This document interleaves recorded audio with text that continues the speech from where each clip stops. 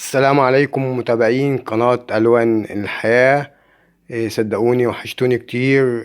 القناة كانت واقفة بقالها أكتر من سنة، ما كنتش عارف أنزل فيديوهات، بس الحمد لله قدرت أرجع القناة بتاعتي تاني. النهاردة هنتكلم على موضوع مهم جدا، إنكم كل الأشخاص بينزلوه على كل الجروبات وكل الصفحات، يخش يقولك الموضوع حقيقي يا جماعة. لو عندك برنامج تليجرام هتاخد 2500 ريال سعودي كل اسبوعين، وهيجيلك هدايا كتير، وممكن كمان هتخش تاخدهم عن طريق البنك الاهلي، فيزا البنك الاهلي او فودافون كاش.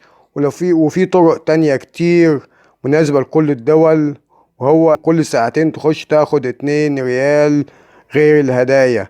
طبعا يا جماعة الموضوع ده لازم نتكلم فيه ونحط له حد، انه كتير جدا والناس كتير جدا طبعا بتصدق اللي بيحصل ده.